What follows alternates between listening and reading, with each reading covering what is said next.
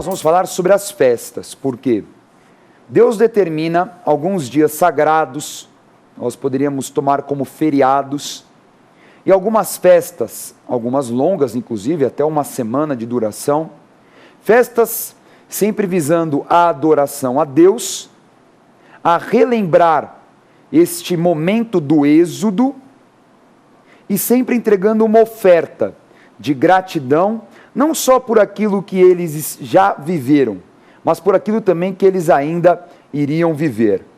Lembrando, olha esse mapa, nós estamos falando da região do Oriente Médio, mas mais especificamente neste mapa você vai ver a região do Êxodo. Então a região do Êxodo começa lá no Egito e ela vai, nós não conseguimos ainda exibir, mas a gente já vai exibir já esse mapa do Êxodo. Aí, chegou. Então, lá do Egito, aí a região da península do Sinai, até Canaã.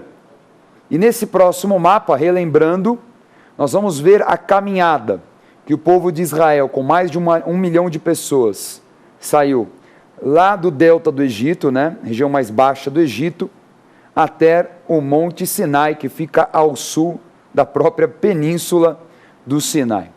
Vamos falar hoje de 5 festas, então são 5 períodos importantes instituídos no livro de Êxodo e que se repetem em outros livros, tá bom? Então você vai ver que o livro de Levíticos, que é um livro que fala de todas as tarefas da tribo de Levi, a tribo sacerdotal, a tribo entre as 12 tribos de Israel que foi escolhida para o serviço do culto a Deus.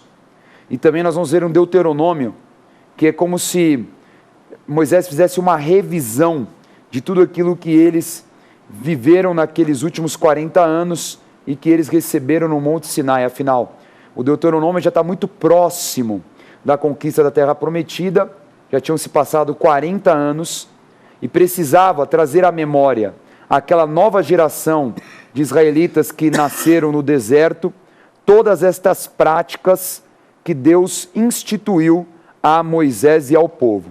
Beleza? Então acho que assim ficou simples de você memorizar. O livro de Êxodo é o momento que Moisés recebe as leis. O livro de Levítico, todas essas leis que Moisés recebeu ali no Êxodo, elas estão descritas para a tribo de Levi. Ou seja, isso aqui é um mapinha, isso aqui é o guia do que vocês, levitas, precisam fazer. E Deuteronômio é repassar tudo isso depois de 40 anos para essa nova geração, os filhos dos homens que nasceram escravos no Egito, essa geração que nasceu no deserto. Beleza, fechamos assim.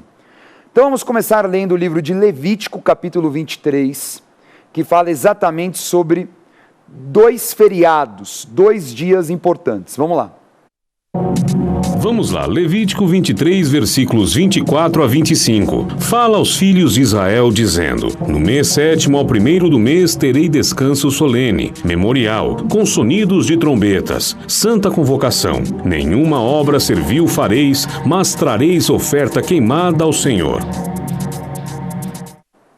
Então, o primeiro feriado, o primeiro dia santo, é também chamado de Rosh Hashanah. É isso, Bispo G? É o nosso... Rosh Hashanah. Então, é o conhecido como Ano Novo, Ano Novo, né? O Ano Novo Judaico. É importante nós entendermos esse calendário, porque aqui fala que é o primeiro dia do mês Tishrei. Tishrei ou Tishrei? Tishrei. Tishrei, né? Yes. Obrigado. Então, o que é interessante é que há um conflito de calendários, e isso até hoje, porque existe um calendário bíblico, existe um calendário paralelo, que é o calendário judaico, e existe o nosso calendário, que é o gregoriano. Então, nós não seguimos o calendário bíblico e judaico, porque são calendários lunares. Então, eles são baseados aí nos ciclos da lua. Ou seja, o mês é mais curto, né? Então, o ciclo da lua se fecha em 28 dias. Mas é legal você entender o quê? Que essa festa, no calendário bíblico, é no 7º mês. É o primeiro dia do 7º mês do calendário bíblico. Mas, para os judeus, para o calendário judaico, é o primeiro dia do ano, do primeiro mês.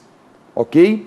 Então aí você consegue cruzar o calendário bíblico com o calendário judaico.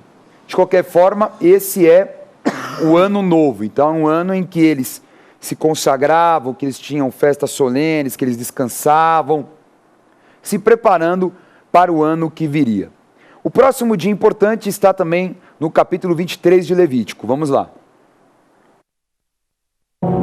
Vamos lá, Levítico 23, versículos 27 a 30. Mas aos 10 deste mês sétimo será o dia da expiação. Tereis santa convocação e afligireis a vossa alma. Trareis oferta queimada ao Senhor. Nesse mesmo dia, nenhuma obra fareis, porque é o dia da expiação, para fazer expiação por vós perante o Senhor, vosso Deus. Porque toda alma que nesse dia se não afligir, será eliminada do seu povo. Quem nesse dia fizer alguma obra, a esse eu destruirei do meio do seu povo. Então, no dia 10 do mês de Tishrei, que seria o 7º mês bíblico e 1º mês do ano do judaico, o ano judaico, é o dia do perdão, chamado Yom Kippur. Então, é um dia um pouco complicado, porque pela lei é o seguinte: se você não pedir perdão e se arrepender e não se consagrar, você morre. Bom, o texto fala isso, né, Bispo G? Se a pessoa não tivesse essa consagração nesse dia, que eles relembravam de todos os pecados, de tudo aquilo que aconteceu no último ano, a pessoa ela morreria, não é? Então é algo assim, que traz à memória o que Tiago fala, que o pecado, uma vez consumado, ele gera a morte. Então você pode ler depois Tiago, capítulo 1, versículos 12 a 15. Paulo também fala que o salário do pecado é a morte, Romanos capítulo 6. Então isso já está visto ali no Antigo Testamento. Se não houvesse essa santificação, essa purificação, haviam ali sacrifícios, o sangue era aspergido pelo sacerdote, então havia todo um ritual que depois você pode ler. E ainda havia um ritual muito interessante, que está narrado no capítulo 16, Bispo G, que é o do bode emissário. E aí aquela pergunta, fizeram outro dia, quem é Azazel? Então, as pessoas atribuem que seja um anjo, e não é esse o contexto, né? Porque muitos dos nomes que são ligados a Deus não são necessariamente ligados a anjos. Então, Miguel, Gabriel, são anjos, mas não necessariamente que Azazel. Então, era mais ligado a uma região do que propriamente ligado àquilo que era um anjo, alguém que era levado o anjo, né, da expiação.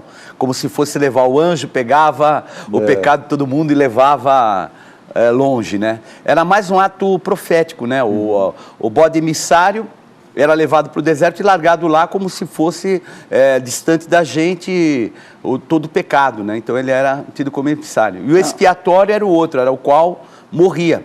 Então o chamado bode expiatório é alguém que paga pelo outro.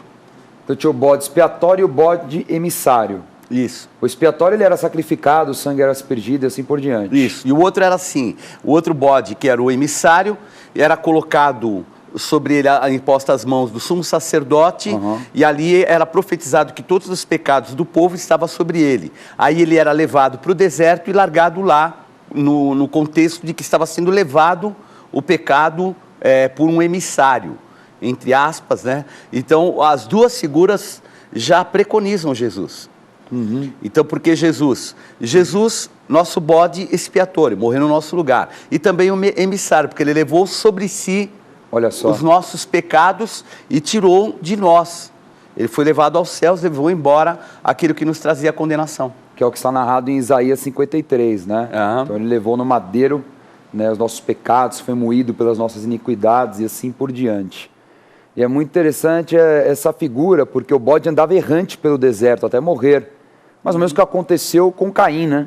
Caim andava errante, né? Então a gente vê uma figura mesmo daquilo do pecado sendo levado. Então nesse dia do Yom Kippur tinha essa prática, né? Hoje não tem mais, né? Que seria até estranho, né? Mas era a prática da época. Então depois desses 2 dias sagrados, nós vamos dar início agora às 3 festas principais. No judaísmo, como religião, tem muitas festas. Tem a festa do Purim, né, e assim por diante. Mas Aqui na lei de Moisés, nós vemos estas três principais festas. Nós vamos ver a festa da Páscoa, a festa do Sucote e a festa do Pentecostes. Então vamos ler a passagem em que Moisés institui estas leis e vamos falar de cada uma delas. Êxodo capítulo 23. Vamos lá, Êxodo capítulo 23, versículos 14 a 19. 3 vezes no ano me celebrareis festa. Guardarás a festa dos pães asmos. 7 dias comerás pães asmos, como te ordenei, ao tempo apontado no mês de Abibe, porque nele saíste do Egito. Ninguém apareça de mãos vazias perante mim. Guardarás a festa da cega, dos primeiros frutos do teu trabalho, que houveres semeado no campo, e a festa da colheita, a saída do ano, quando recolheres do campo o fruto do teu trabalho. 3 vezes no ano, todo homem aparecerá diante do Senhor Deus. Não oferecerás o sangue do meu sacrifício com pão levedado, nem ficará gordura da minha festa durante a noite até pela manhã. As primícias dos frutos da tua terra trarás à casa do Senhor teu Deus. Então aí está a narrativa das 3 festas instituídas por Deus. Vamos falar de cada uma. Primeiro, para a gente seguir essa ordem, né? Porque nós vimos já o Ano Novo, dia 1 do primeiro mês para os judeus, 7º mês no calendário bíblico. Vimos o Yom Kippur, que é o dia do perdão, dia 10. Vamos ao dia 15. Então, o dia 15 é a festa das cabanas, ou festa das barracas, ou festa dos tabernáculos. Uma festa que durava uma semana, também chamada de festa, né, da colheita. Então nós temos festa da colheita, que não nos fala do Pentecostes, aqui é uma festa de uma outra colheita, que já era da uva e assim por diante. O importante é que a festa dos tabernáculos, ela acontece no outono. Então é uma festa, como todas que estão narradas nos capítulos 34 de Êxodo, capítulo 23 de Levítico e Deuteronômio 16. Lembra que eu falei? Elas vão se repetir, porque são momentos e focos diferentes, tá bom? Então, o Sucote, que é a festa das cabanas, inclusive é uma festa que está acontecendo agora, dizendo que esse programa está acontecendo no dia 10 de outubro, então a festa já está acontecendo. E é uma festa muito interessante. Então veja nessa imagem, porque os judeus eles fazem uma sucá. Né? Sucá é uma barraca, com 3 paredes, uma fica aberta, então eles jantam ali, eles comem ali. Daqui a pouco, mais para frente, você vai ver uma mais moderna. Essa é mais antiga, assim, né? A prática mais antiga, do deserto, né? Ela tem cara mesmo de deserto, né? Então, mas hoje está muito mais refinado. Olha, essa aí já é moderna, né? Já tem luz. É interessante que eles ficam mesmo olhando para o céu. Então, a intenção do sucá, essa barraca que eles fabricam e ficam uma semana ali, aqueles que realmente levam a sério a festa, né, hoje em dia, é eles lembrarem o tempo, a comemoração é essa, lembrar do tempo em que eles ficavam em barracas no deserto. Então eles estão tendo ali um momento assim de lembrar como é que foram os 40 anos no deserto, abrindo barraca ali, acolá, para lá e para cá, e não para de andar, aquele calor, né? Então eles têm aí esse momento dessa festa, é muito interessante. Então, e ela é uma prática para eles lembrarem de onde eles saíram, né? Porque é uma marca importante para eles, porque por muito tempo eles peregrinaram, eles andaram no deserto, eles foram alimentados pelo Senhor. E agora não, agora eles têm terra, eles podem plantar e colher. Sim. Deus manda a chuva, quer dizer, então tem todo um lado assim, de representação de gratidão, para eles agradecerem de onde o Senhor os tirou e aonde eles estão hoje. E essas 3 festas, elas vêm acompanhadas de oferta. O primeiro dia da festa, eles entregam uma oferta da primeira colheita, né, da primícia. Isso também é praticado no Pentecostes. Então eles pegam ali, entregam essa oferta da colheita, e é uma oferta realmente profética. Por quê? Porque eles não sabem como vai ser o resto da colheita. Vocês podem muito bem, né, bispo, vou pegar primeiro porque já está garantido, depois eu dou o que sobrar. Não. Eles entregam o quê? Já a primeira. Como é diferente essa relação de oferta, por exemplo, comparando Caim e Abel. Abel deu a primícia, não é? O primogênito melhor. Caim não. Caim não deve ter feito como faz na festa, né? Entregou. Não, primeiro eu vou garantir o meu, depois eu... Que sobrar. Que sobrar, não vai que, né? Não dá certo. Então é algo profético, é algo que está visando o futuro em gratidão, como eu falei, ao que eles já viveram e que Deus os tirou daquele tempo e pelo que ainda vai acontecer. Então a oferta que a gente entrega na igreja é uma gratidão dessa forma, por aquilo que já foi feito e por aquilo que Deus ainda vai fazer. Então a oferta sempre tem um caráter profético.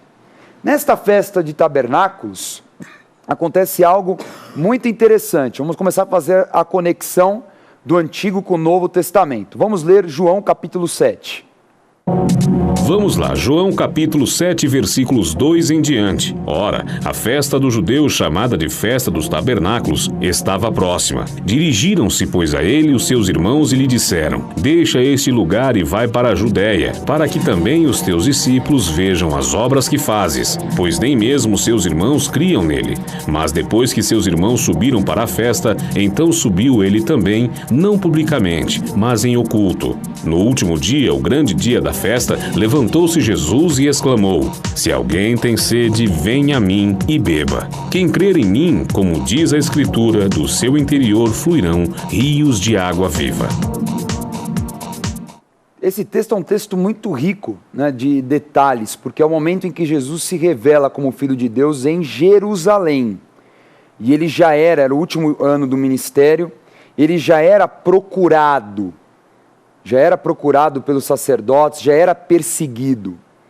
Agora, o detalhe dessa festa especificamente é que ela era uma festa de promover a comunhão em família, e aí nós já vemos aí um espírito de divisão, né?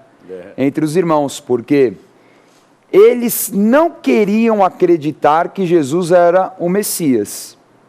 Até porque, bispo, já era impossível não acreditar que Jesus era o Cristo. Se Jesus nunca pecou, e eles conviveram 30 anos com Jesus, como é que pode falar que não era? Depois de tanto milagre, tanta coisa... Não dá para dizer que era só um bom moço, né? Então é muita cegueira mesmo, né? Incredulidade, e às vezes o homem, o servo de Deus, ele enfrenta esse tipo de afronta dentro de casa. É um exemplo, tem gente que fala assim, né? Às vezes a pessoa, ela tem na família, em casa mesmo, ou cônjuge, ou alguém, um filho, enfim, o pai e a mãe que não são cristãos. E aí ele vem e conta um milagre. Olha, está acontecendo um milagre, eu vou lá na igreja, orei e tal. A pessoa, ela não fala assim, eu vou para a igreja com você. Ela fala assim, olha, então ora por mim lá na igreja, tá? Então quer dizer, eu até reconheço que o milagre acontece, mas não quero ter essa aliança. Naquele momento os irmãos não queriam, mas nós sabemos que um dia eles enxergariam que Jesus era o Cristo, e eles também passaram a fluir rios de águas vivas através do seu interior. A carta de Tiago e de Judas são dos irmãos de Cristo. Então não é Tiago, filho de Zebedeu, nem de Alfeu. É Tiago, irmão de Jesus, que escreveu essa carta, que está aqui no Novo Testamento. E a carta de Judas não é de Iscariotes, é óbvio, nem de Tadeu. É de Judas, irmão de Jesus. Então eles se converteram. Eles reconheceram ali o senhorio de Jesus. Mas no primeiro momento ali, aquele espírito de divisão foi denunciado. E eu vou até um pouco mais além, Dani, porque nós vemos que quando há uma situação a ser resolvida, havia assim, vamos dizer, uma divisão entre os gentios e os, vamos dizer assim, os judaizantes. Sim. Quem dá a última palavra não é Pedro e nem é Paulo. Depois de todo mundo falar, quem, vamos dizer assim, dá o voto de Minerva, nada mais é do que o irmão de Jesus, Tiago, o irmão de Jesus. Quer dizer, ele já era um apóstolo, e era um apóstolo que tinha voz ativa. Se não dizer, naquele momento ele falou ainda depois de Pedro, e ele fala o que ele acha. Se tiver dúvida, depois veja Atos 15, que deixa isso muito claro. Mostrando realmente a autoridade apostólica vinculada à família. Família. Não é? O vínculo, porque assim, olha, todas vamos dizer assim, as marcas do Antigo Testamento, as sucessões, elas tinham um vínculo familiar. Assim a sucessão dos reis e assim também a sucessão por parte dos sacerdotes. E nós vemos que, como no Novo Testamento, também há um vínculo familiar de sucessão, nós não podemos descartar. Então o apostolado não era alguma coisa independente, ele tem o vínculo familiar também incluído. E porque essa é a prática e a forma que o Senhor colocou. Então, o vínculo da família é algo muito importante, precioso, tanto no Antigo Testamento como no Novo. E o curioso desse texto também, Bispo G, é que o último dia da festa, Jesus fala, né? Se alguém tem sede, venha a mim e beba. Agora por quê? Porque no Sucote, o último dia é chamado dia da súplica. E eles fazem uma oferenda da água, para que haja água para a colheita. Então é muito estratégico, olha como o discurso de Cristo, ele é alinhado à necessidade daquele momento, estratégico. Ele fala, olha, vocês estão fazendo a oferenda da água, hoje é o último dia, o dia da súplica, quem tem sede, que venha. E digo mais, ele fala que do interior daqueles que recebem a Cristo vão fluir rios de águas vivas. Amém. Então ele multiplica isso. E também fala lá atrás, muito tempo atrás do Sermão do Monte, que os discípulos, nós somos o sal da terra. De muitas propriedades do sal, o sal causa sede. Então, o que é? Eu quero causar a sede nas pessoas. Eu vou evangelizar, olha, você tem sede? Causei a sede. Ah, eu tenho sede. Então agora você vai receber rios de águas vivas, para que você seja um multiplicador disso. A palavra vai trazer essa sede e Jesus vai saciar essa sede. Então é muito interessante, né? São essas conexões na palavra, para você ver como Jesus ele não te desampara, ele vem atender a tua necessidade. Lá em João 4, a mulher samaritana ia lá com o maior esforço, defendendo o poço de Jacó, é o poço de Jacó, meu pai, a gente é samaritano, né? A gente vive marginalizado pelos judeus, aquela coisa e tal. Aí Jesus fala, ó, você vai beber essa água e você vai tornar a ter sede. Mas se você experimentar a água que eu tenho aqui para te dar, você nunca mais terá sede. É claro que a referência, sem dúvida, é espiritual. Né? Tudo que Jesus faz referente à água é espiritual. Então, o livro de João, ele traz muito. Ele não nos preocupa como o livro, o Evangelho de Mateus, de Marcos ou de Lucas, que são focados nos milagres, nos sermões e assim por diante. Mas nessa relação espiritual de Cristo com os seus discípulos. Menciona alguns milagres, alguns discursos e discursos íntimos com os apóstolos. Para quê? Para mostrar Jesus uma figura mais espiritual. Então isso difere muito João dos outros 3 evangelhos. Vamos falar agora sobre a Páscoa, que vem na sequência, é o dia 14 do mês Nissan, que é o dia em que eles comemoram o quê? A saída da escravidão do Egito. É o Pessah, né? Pessah é passagem, né, Bispo G? É passagem, é o símbolo do que iria acontecer, né? O destruidor passaria por cima da casa daqueles que tinham a marca do sangue do Cordeiro na mezuzá. Então passaria por cima, não entraria. E esse termo passagem, Pessah, era aquilo que eles iam fazer de festa, celebrando. Festa dentro de casa enquanto tem destruição fora, né? A gente estudou nas aulas passadas que é exatamente aquele tempo da 10ª praga, em que veio o exterminador, o anjo da morte no Egito, matou todos os primogênitos dos egípcios e todos aqueles que não tinham a marca daquele sangue do cordeiro. Então havia um ritual, aquele cordeiro ele era, como ele era assado, não podia ser cozido, tinha que comer inteiro e assim por diante, com pães asmos, né? O pão sem fermento, o pão que não é muito legal não, né? Meio bolacha, negócio meio esquisito, né?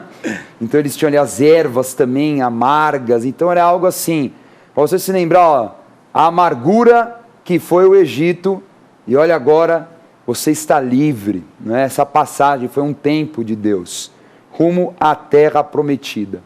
Agora, quanto à Páscoa, a Páscoa sempre vai simbolizar uma passagem para um novo tempo. Quero dar alguns exemplos ao longo da Bíblia, né?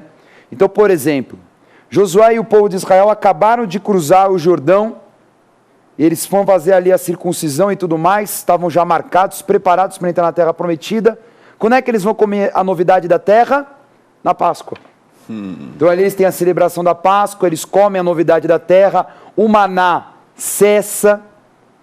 Então já a referência é o quê? Novo tempo. Nós vemos dois reis, Ezequias e Josias, reis de Judá, em que eles sucederam reis idólatras. O pai de Ezequias era extremamente idólatra. Os pais, os antepassados de Josias nem se fala, né? Você pega Manassés, um pior que o outro. Agora, todos esses antepassados, eles trouxeram idolatria para Jerusalém. Ezequias e Josias, eles limpam Jerusalém daquela idolatria, restauram o culto ao Senhor, e quando começa? Na festa de Páscoa. Então é um novo tempo, o tempo da santidade, a passagem para um novo tempo. E mais Esdras, né? Esdras no capítulo 6 fala o quê? Que depois que eles restauraram o templo estava pronto, limpo, né? Restaurado, tudo certinho, comemoraram a Páscoa. Então sempre simbolizando um novo tempo. E nós sabemos depois no Novo Testamento que a Páscoa também é a figura desse novo tempo. Por quê? Porque o sacrifício de Cristo foi na Páscoa. É claro, da sua figura do quê? A figura do Cordeiro. Lembra que isso foi profetizado por João Batista. Eis o Cordeiro que tira o pecado do mundo. Então ele já profetizou, ele era um profeta. E aliás, o último do ciclo dos profetas do Antigo Testamento. Ainda que ele esteja no Novo Testamento. Agora Jesus, ele cumpre isso. Ele vai como um cordeiro sem pecado, porque o cordeiro na Páscoa não poderia ter mácula, defeito, limpo, em silêncio ao matadouro. Vamos ler este momento em Mateus 26. Vamos lá, Mateus capítulo 26, versículos 2, 17 a 19. Sabeis que daqui a 2 dias celebrar-se-á a Páscoa, e o Filho do Homem será entregue para ser crucificado. No primeiro dia da festa dos pães asmos, vieram os discípulos a Jesus e lhe perguntaram: onde queres que te façamos os preparativos para comeres a Páscoa? E ele lhes respondeu: ide à cidade ter com certo homem e dizer-lhe: o mestre manda dizer, o meu tempo está próximo. Em tua casa celebrarei a Páscoa com os meus discípulos. E eles fizeram como Jesus lhes ordenara e prepararam a Páscoa. E assim nasceu o Ministério de Eventos da igreja. É verdade. Vai lá e prepara a ceia, prepara a festa. E o bom é que foi sem tensão pré-evento, porque todos os eventos ele diga... A dele não, vai lá, tá pronto isso, tá pronto aquilo, pode ir só, tranquilo, né? Ia ser bom se fosse assim sempre, né? Puxa, tinha que ser. Lá que tá tudo resolvido, já tudo pago. Meu Deus. Agora, o que é curioso é que ainda que João é um livro que aparentemente não se preocupa tanto em detalhar todos os milagres, todos os sermões, como os outros evangelhos, é o único livro que fala sobre a Páscoa, né, em todos os anos do ministério de Jesus, porque os outros não falam. Então, por exemplo, João no capítulo 2 fala que Jesus subiu para Jerusalém na Páscoa, e o que ele fez? Ele purificou o templo. Então foi no primeiro ano, ele purificou, tirou tudo lá e falou, brigou com todo mundo, isso aqui não é casa de jogo de dinheiro, de não sei o que lá, o que vocês estão fazendo aqui, seus cambistas, coisas do gênero. Por quê? Por que eles estavam ali, Bispo G? Por que eles estavam vendendo aquilo que era santo, a oferta. Então não há problema, até entendam bem, não é que a igreja não pode ter comércio, né? Porque, não pode ter comércio na igreja, está aqui, ó. Não. É que o problema é o que eles comercializavam. De vez a pessoa ir com um cordeiro, que ela cuidava e assim por diante, ela ia lá na porta, comprava o cordeiro, não tinha esforço. Às vezes o cordeiro estava meio manco, mas aí ele colocava uma tala, disfarçava, tinha uma manchinha, passava... Entrava por uma porta para sacrificar, saía pela outra vivo. Para vender de novo. Assim, né? Para vender de novo. Então Jesus, consciente disso, falou, olha, a festa da Páscoa, vocês estão aí tirando aquilo que é a santidade, a pureza da festa. Por isso que ele expulsou os cambistas do templo. Então um ano depois, na outra festa da Páscoa, curiosamente, foi o momento que ele estava na Galileia, na multiplicação dos pães. Olha. E na Páscoa ele fala o quê? Eu sou o pão vivo que desceu do céu. E exatamente esse discurso, você lê depois o capítulo 6 inteiro, que é o discurso que muitos acabam deixando Jesus, ele fala, para vocês terem o reino dos céus, vocês precisam comer da minha carne e beber do meu sangue, apontando para a Santa Ceia que aconteceria um ano depois, na Páscoa. E aí todo mundo dispersa, fala, não, esse discurso meio canibal aí é demais. Canibal por quê? Porque eles não entenderam que era um discurso de valores espirituais, não era canibal, comer a carne e beber o sangue. Mas os discípulos permaneceram.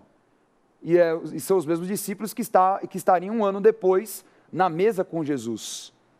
Então, você começa a ver que João se preocupa com este detalhe. Por que eu tenho que colocar todas as Páscoas? Porque teve ali um momento de limpeza, depois um momento de anunciar e de ver quem é e quem não é. E na mesa, ali, Jesus, ele aponta o último que não era, que era Judas, né?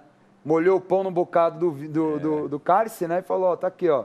Eu sei que é você, já era. Faz rápido, tem que fazer, porque é chegada a minha hora. Então é muito interessante você ver estas conexões. Então ali foi feita uma ceia, que nós chamamos de cenáculo, tem a região aonde foi até hoje, né? Ali do cenáculo em Jerusalém, não é propriamente aquela igreja, que é uma igreja construída em cima, mas ali havia a região do cenáculo, onde foi feita a ceia e posteriormente viria o derramar do Espírito Santo. Na outra festa. Na outra festa, não é? Mas antes de chegarmos nessa festa, tenho algo a anunciar, que também na Páscoa, no outro ano, depois da Páscoa da ceia, quem morre um pouquinho talvez depois, não dá para precisar isso, foi Tiago.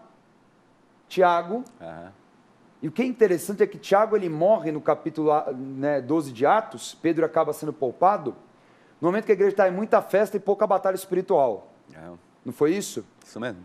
Que aí Herodes falou, não, Pedro vai morrer também. Aí a igreja acorda, vamos orar para não acontecer nada. O que é interessante é que se cumpre aquilo que foi profetizado por Jesus. Ah, vocês querem sentar à minha direita e à minha esquerda? Então vocês vão beber do meu cálice. E ele usa o termo cálice, que é a referência à Páscoa. E aí Tiago acaba morrendo. Só que a morte de Tiago, ela inicia um novo ciclo. Porque a partir da morte de Tiago, a igreja desperta para a batalha espiritual e começa ali a viagem missionária do apóstolo Paulo e assim por diante. A igreja sai daquela região da Palestina e vai até os confins da terra. Então, só lembrar, né? Páscoa, novo tempo. Novíssimo tempo. Não é? De crescimento e de avanço. Por fim, nós temos a festa dos Pentecostes, também chamada de festa das primícias, 50 dias após a Páscoa. Então, eles entregavam a oferta das primícias, e você pode ler Provérbios 3, 9 a 10, né? Que é uma palavra profética, e ali eles têm uma grande festa pela colheita que eles ainda viverão. Falando em Pentecostes, por que Pentecostes? Porque é 50, né? Então vem de 50, número 5, então são 50 dias após a Páscoa. E o que aconteceu 50 dias após a última Páscoa, a última festa da Páscoa com Jesus, né? Ali na Santa Ceia? O derramar do Espírito Santo. Vamos ler para nós encerrarmos a nossa aula.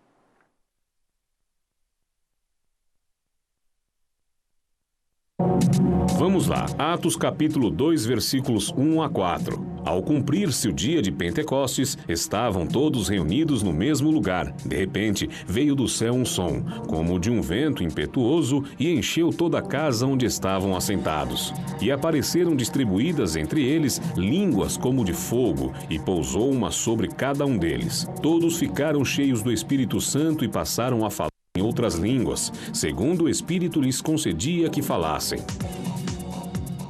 Maravilha, então, o Pentecostes também chamado de festa das 7 semanas, né? Porque 50 dias, 7 semanas.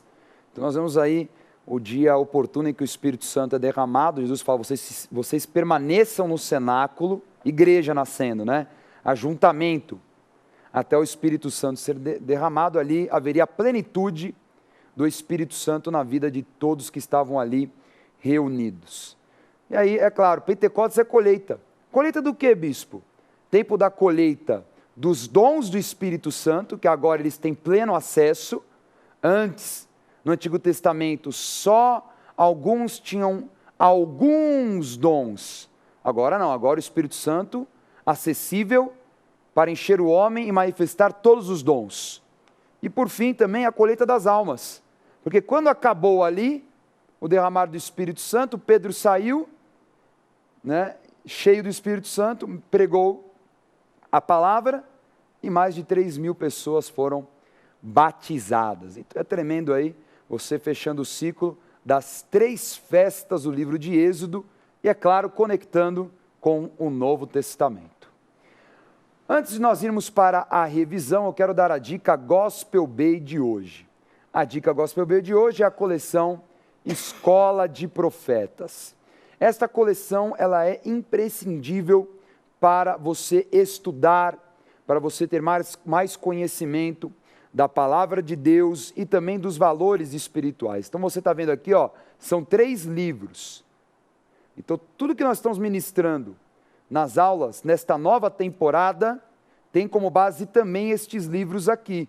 Então você lê a Bíblia, assiste a aula e vai se preparando. Lembrando que nós temos os cursos presenciais do CEA com este material também. Então o módulo 1, por exemplo, no Centro de Estudos, nós temos as aulas de Conhecendo o Mundo Espiritual. O módulo 2, você vai aprender a se relacionar com Deus, oração, jejum e assim por diante. Nós já estudamos sobre isso. Nós estamos agora no módulo 3 e 4, que é Conhecendo os Livros da Bíblia. Você adquire esta coleção aqui, ó, por um preço super bacana. Você vai pagar de forma facilitada, vai receber na tua casa com todo conforto e comodidade através do Gospel Bay, gospelbay.com.br. Pode acessar agora, uma promoção te esperando. Gospel Bay é a loja virtual da Rede Gospel de televisão. gospelbay.com.br. Sua compra com segurança e entrega pontual. Os melhores preços com pagamento facilitado em todos os cartões. E ainda a fácil navegação pela sua loja cristã virtual você só encontra no gospelbay.com.br. Vamos agora à revisão. Na aula de hoje, estudamos as festas e feriados relevantes do povo de Israel, orientados por Deus a Moisés. Yom Kippur, Dia do Perdão. Rosh Hashanah, o Ano Novo. Sukkot, chamada Festa dos Tabernáculos, quando Jesus manifestou-se em Jerusalém como Filho de Deus. Pesach, Páscoa, simbolizando o novo tempo e comemorando a saída do Egito. Jesus é o Cordeiro Pascal e foi crucificado nesta festa. Por fim, o Pentecostes, a festa da colheita, 50 dias após a Páscoa, festa em que foi derramado o Espírito Santo sobre a igreja. A agenda do programa Escola de Profetas. Não perca a oportunidade de se aperfeiçoar mais no conhecimento da Palavra de Deus e desenvolver seu ministério.